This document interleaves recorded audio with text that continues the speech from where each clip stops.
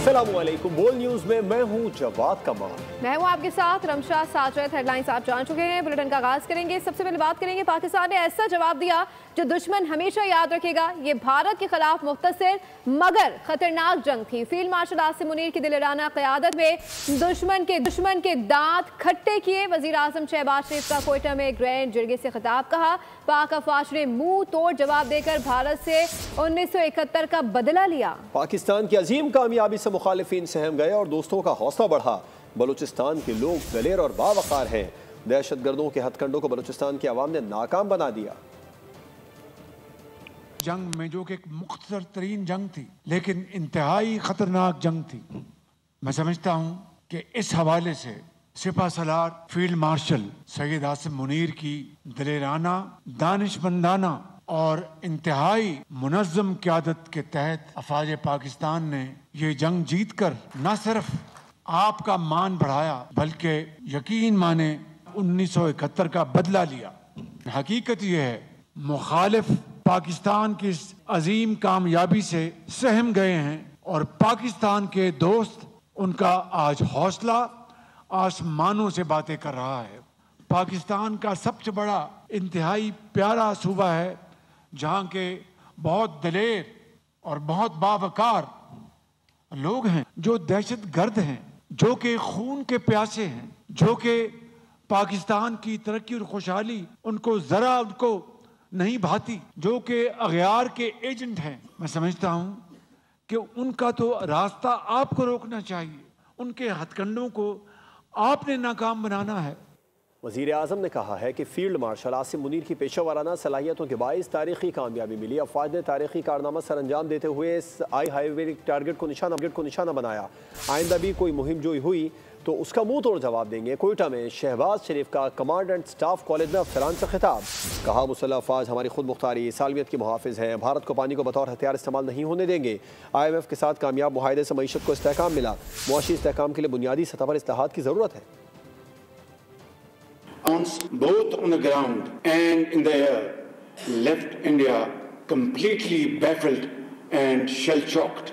India tried sneaking in once again in the wee hours of 10th May. Very early morning, I received a call from Field Marshal Syed Asim Munir. He sounded calm, poised, yet confident and fully prepared. Throughout this crisis, his bold, courageous, fearless and inspiring leadership stirred the armed forces and galvanized them as a wall of steel. In fact, it is Pakistan that has established a new norm in its relation with India. Henceforth, we shall not allow her to behave in an arrogant and haughty manner ever again, inshallah. And if and when it does so, we will respond with full force. Nor will we ever allow India to weaponize water by holding the Indus Water Treaty in abeyance. This is an absolute Marka Haq में बदतरीन नाकामी। फितरतुल हिंदुस्तान के बलूचिस्तान में दहशत गर्द हमले। भारत के मुलविस होने के मज़ीद शवाहिद सामने आ गए हैं। भारत ने प्रॉक्सीज का बेदरीग इस्तेमाल करना शुरू कर दिया है। आपको साथ ही साथ अपडेट करें कि फितरतुल हिंदुस्तान के दहशत गर्द बलोच बच्चों और ख़वातीन को निशाना बनाने लगे हैं। ज़राए के मुताबिक भारत स्पॉन्सर्ड दहशत गर्दों के जरिए बलूचिस्तान में हमले करवा रहा है। फितरतुल हिंदुस्तान ने मजदूरों को नाहक कत्ल किया। जाफर एक्सप्रेस खुजदार बस हमला, शराब हमले इसी सिलसिले की एक कड़ी है। फितरतुल हिंदुस्तान के हमले के बाद भारतीय मीडिया भी आपे से बाहर हो जाता है। भारतीय सोशल मीडिया भी इन खबरों को फैलाता है और रॉ से मुंसलिक अकाउंट्स पूरी तरह मुतारिक नजर आते हैं। वज़ीर आज़म शहबाज शरीफ का कोयटा के कमांड एंड स्टाफ कॉलेज का दौरा। फैकल्टी और फारिग तहसील अफसरान से मुलाकात की। खिताब में पाकिस्तानी अफवाज की बुनियाद मरसूज में शुजात, पेशा वाराना महारत और कुर्बानियों की तारीफ की। ISPR के मुताबिक वज़ीर आज़म का कहना था कि अफवाज पाकिस्तान की मिसाली कारकर्दगी को कौम कदर की निगाह से देखती है। वज़ीर आज़म ने मुल्क की खुद मुख्तारी, इलाकाई सालमियत और सलामती के तहफ़्फ़ुज़ में मुसल्लह अफवाज के किरदार की अहमियत को उजागर किया। कहा हुकूमत कौम के तहफ़्फ़ुज़ के लिए पाक अफवाज को हर मुमकिन आनत फराहम करेगी। पाकिस्तान को भारत के खिलाफ अजीम कामयाबी मिली। बहरान में पूरी कौम को मुत्तहिद करना सियासी बसीरत की अजीम कामयाबी है। वज़ीर आला बलूचिस्तान सरफराज गुफ्ती का ग्रैंड जरगे से खिताब। कहा कि मार्का हक में कामयाबी पर वज़ीर आज़म और फील्ड मार्शल को मुबारकबाद के मुस्तहिक हैं। मुल्क भर की तरह बलूचिस्तान के अवाम ने भी कामयाबी पर खुशी मनाई। जनाब वज़ीर आज़म, पाकिस्तान को जिस अंदाज में आपने इस क्राइसिस में इकट्ठा किया, ये यकीनन आपकी सियासी बसीरत का मुंह बोलता सबूत है।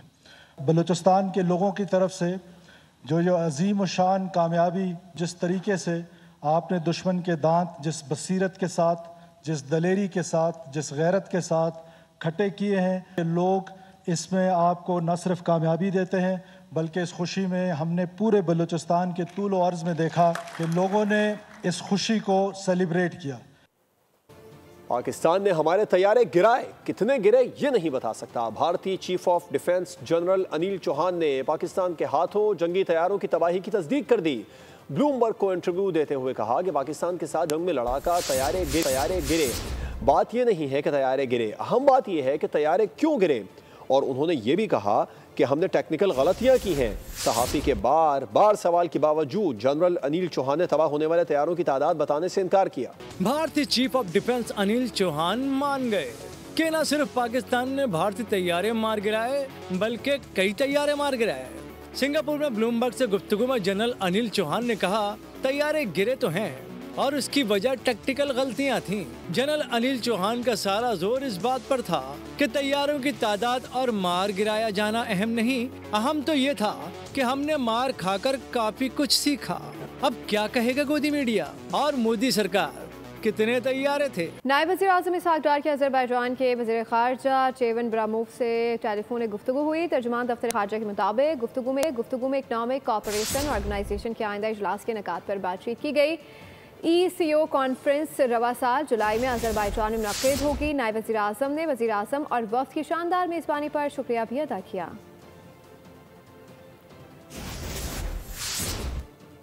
एक जाराना बार हुआ था, हमने उसका मुकाबला किया और हमने कामयाबी हासिल की। जो उनके जहाज़ हमलावर हुए थे उसमें से कई जहाज़ गिरा लिए गए। 6 तक की बात हमने सुनी है, कुछ हिंदुस्तान ने माने हैं, कुछ नहीं माने, लेकिन शहादतें मौजूद हैं कि 6 जहाज़ गिरे हैं। और ये इस तरह पाकिस्तान ने एक फ़ज़ाई बढ़तरी हासिल कर ली है। हमारी IMF को फॉलो करना मजबूरी हो गई है। तकरीबन 50,000 रुपया फ़ी पाकिस्तानी जो हम टैक्स देते हैं उसमें से 60% पैसा सूबों को चले जाता है। फॉरेनर से भी कर्ज़ों में डूब रहे हैं और लोकल भी कर्ज़ों में डूब रहे हैं। खबरें और भी हैं, आप तक पहुँचाएंगे ब्रेक के बाद। देखते रहिए बोल।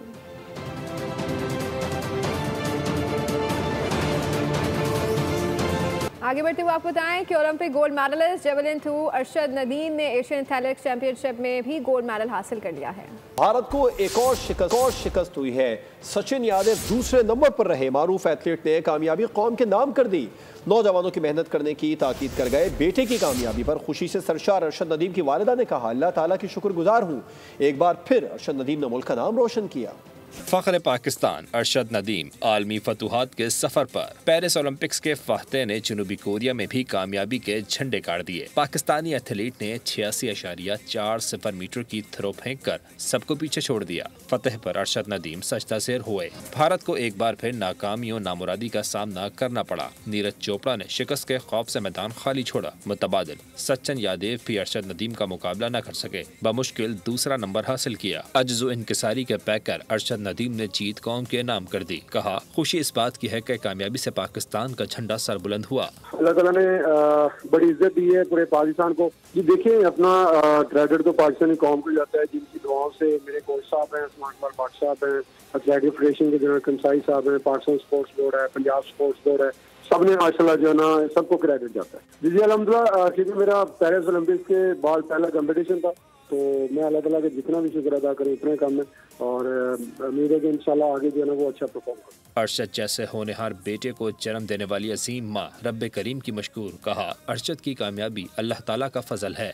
अल्लाह ताला की बहुत शुक्रगुजार हूँ और पूरे मुल्क की शुक्रगुजार हूँ और पूरे पाकिस्तान की शुक्रगुजार हूँ और मैं अपने बेटे से बहुत खुश हूँ और मैं अपने बेटे के लिए बहुत दुआएं की और का वो मेडल लिया, मेडल जीत के घर आएगा, पाकिस्तान का नाम रोशन करेगा। एशियन एथलेटिक्स चैंपियनशिप में अरशद नदीम 50 साल से ज़ायद अरसे में गोल्ड जीतने वाले पहले पाकिस्तानी हैं। पाकिस्तान ने आखिरी मरतबा इस इवेंट में 1973 में गोल्ड मेडल जीता था। अरशद नदीम ने कौम की झोली में एक बार फिर खुशियों से भर दी है। कौम को लोगों ने नारा लगाया, अरशद नदीम ने कर दिखाया। उधर गोल्डन बॉय सजदा रेज हुए, इधर पाकिस्तानी निहाल हुए। शानदार जीत पर लोग वालिहाना रक्स कर रहे थे। यूं लगा जैसे पूरा मोहल्ला अरशद नदीम के घर से मटाया हो। खुशी के मौके पर मुंह मीठा कराने का भी इंतजाम था। चमचम, गुलाब जामुन हाथों हाथ ली गई, दिल भर के खाई गयी। अरशद नदीम के भाई ये कामयाबी कौम और शोहराए पाक फौज के नाम कर गए। मैं पूरे मुल्क को मुबारकबाद पेश करता हूँ और ये गोल्ड मेडल पाक आर्मी के शोहदा के नाम करता हूँ जिन्होंने पाकिस्तान के लिए शहादत दी, पाकिस्तान की हिफाजत की। इसी तरह हमारे भाई ने एक अच्छी तरह करके पाकिस्तान का नाम रोशन किया। मारूफ एथलीट के छोटे भाई ने भी कौम को मुबारकबाद दी। अरशद भाई का माशाल्लाह फाइनल मैच था जिनमें अरशद भाई ने एक अच्छी थ्रो फेंकी है, 86 कुछ पॉइंट फेंक के पाकिस्तान का नाम बुलंद कर दिया है। हमारा वहाँ झंडा लहराना हमारे लिए बहुत एक एजाज़ की बात है। मैं पूरे कौम और अरशद भाई और सलमान बाट साहब उसके कोच को मैं बहुत बहुत मुबारकबाद पेश करता हूँ। अरशद नदीम की शानदार कामयाबी पर मंचलों ने पटाखे भी फोड़े। बाबर आजम बांग्लादेश के खिलाफ सीरीज से बाहर होने के बाद सड़क पर नौजवानों से लड़ पड़े। वीडियो वायरल हुई है जिसमें देखा जा सकता है कि बाबर आजम सड़क के बीच में कुछ मदाहों के साथ उलझ रहे हैं।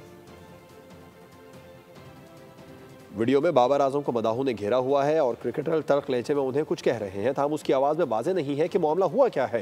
बाबर आजम एक मदा को धक्का देते हुए भीड़ से निकले और अपनी गाड़ी की तरफ जाते दिखाई दिए। आगे बढ़ते हुए आपको बताएं, मुस्तफ़ा आमिर कत्ल केस के मरकजी मुल्ज़िम अरबगान पर गैर कानूनी कॉल सेंटर चलाने का मुकदमा, अदालत का चलान पेश न करने पर इजहार बरहमी। कराची के जुडिशल मजिस्ट्रेट जनूबी की अदालत में समाअत हुई। मुकदमे के तफ्तीशी अफसर अदालत में पेश हुए। अदालत ने इस्तफसार किया कि इतना अरसा गुजरने के बाद भी चलान पेश क्यों नहीं किया जा सका, जिस पर तफ्तीशी अफसर ने कहा कि कुछ रिकॉर्ड के हुसूल का इंतजार है, जल्द ही चालान पेश किया जाएगा। अदालत ने आयदा समाअत पर हर सूरत केस का चालान तलब कर लिया। मिली यकजहती काउंसिल ने कम उम्री की शादी पर पाबंदी के बिल को गैर शरई और गैर आईनी करार देकर मुस्तरद कर दिया है। बयान में साहबजादा अबुल खैर मोहम्मद जुबैर का कहना था कि सदर पाकिस्तान के बिल पर दस्तखत गैर आईनी और आईन पाकिस्तान के रूह के सरीहन खिलाफ हैं। इस गैर इस्लामी कानून साजी के खिलाफ दीनी जमातों की मुशावरत से मुल्कीर एहतजाज किया जाएगा। कुरान और सुन्नत के अहकामात को नजरअंदाज करके कानून साजी की गई। कम उम्री की शादी पर पाबंदी के बिल को मुस्तरद करते हैं। बिल के खिलाफ एहतजाज किया जाएगा। बयान में उन्होंने कहा, इस्लामी नजरियाती कौंसिल ने भी कम उम्री की शादी के बिल को कुरान और सुन्नत और आईने पाकिस्तान से मुतसादिम करार दिया था। हुकूमत और ऐवान सदर ने आईनी इदारे इस्लामी नजरियाती कौंसिल के फैसले को कोई अहमियत नहीं दी। चंद रोज कबल इस्लामी नजरियाती कौंसिल ने भी बिल को मुस्तरद किया था। कौंसिल ने निकाह से कबल थैलीसीमिया टेस्ट को भी लाजमी करार देने के बजाय इसे इख्तियारी रखते हुए शऊर उजागर करने पर जोर दिया था। और नाज़रीन, के इलेक्ट्रिक की बेहिसी ने कराची वालों की जिंदगी अजीरन बना दी है। शदीद गर्मी में शहरी बदतरीन लोड शेडिंग का सिलसिला भी जारी है। मलिर 15 और कायदाबाद में बिजली की तवील बंदिश का सिलसिला जारी है। के इलेक्ट्रिक की कारकर्दगी बद से बदतरीन हो गई। शदीद गर्मी में तवील लोड शेडिंग का सिलसिला जारी। मुख्तलिफ इलाकों में 16-16 घंटे बिजली की बंदिश मामूल बन गई। मरीज, बच्चे, बुजुर्ग सब बेहाल। शहरियों का सब्र जवाब दे गया। सड़कों पर निकल आए, नेशनल हाईवे पर धरना दे दिया। मुजाहिरीन का कहना है कि भारी भरकम बिलों की अदायगी के बावजूद बिजली मयसर नहीं। के इलेक्ट्रिक के जुल्म से निजात दिलाने का मुतालबा कर दिया। हमारे यहाँ जितने भी बिलिंग अदा करते हैं, जितने भी घर है, सब उनके पास 5 दिन से लाइट नहीं है, पानी नहीं है। लोग परेशान है, अपने घरों में बैठे हुए हैं। उनको आखिर में मजबूर होकर घर से बाहर आए हुए हैं। यहाँ लाइट का बहुत ज़्यादा परसों से मसला हुआ है और यहाँ पे लाइट नहीं है और क्या इलेक्ट्रिक वालों के ऑफिस भी जा रहे हैं, वो भी हमारी बात को नहीं सुन रहे हैं। एहतजाज के बाइस गाड़ियों की लंबी कतारें लग गयी। मुजाहिरीन से मुज़ाकरात के बाद सड़क ट्रैफिक के लिए खोल दी गयी। और ईद उल अजहा के दिन करीब है। लाड़काना की मवेशी मंडियों में क्या रौनक है, हमें अपडेट करेंगे शहजाद अली खान। ईद कुर्बान की आमद है और लाड़काना में भी मुल्क भर की तरह इस वक्त मवेशी मंडियों में रश है। शहरी जो है वो कुर्बानी का जानवर खरीदने के लिए बाजारों का रुख किए हुए हैं। यहाँ पे कुछ शहरी मौजूद हैं। क्या रेट चल रहा है इस वक्त? इस वक्त भाई बहुत हाई रेट चल रहा है, आसमानों पे रेट चल रहे हैं। 35 का बकरा, 40 का बकरा, इस वक्त 80 का, 90 का, ऐसे ऐसे हो रहे हैं, तो बहुत मुश्किल हो गई है ईद करनी, और सुन्नत पूरी करनी है, यही है फिलहाल। तो कौन कौन से जानवरों की नस्लें इस वक्त मार्केट में है? जी सर, ये अभी बराक जानवर का भी है, और ये टेढ़ा भी है, और ये काबली जानवर है वो भी है, सब हमारे पास है, मगर इतना रेट ज़्यादा नहीं है। हम गाँव में जाते हैं। तफसीलात के लिए न्यूज़ बुलेटिन से फिलवक्त है। मज़ीद बाखबर रहने के लिए विजिट कर सकते हैं हमारी वेबसाइट boldnews.com। देखते रहिए बोल्ड। सब्सक्राइब करें और बेल दबाएं ताकि कोई खबर रह न जाए।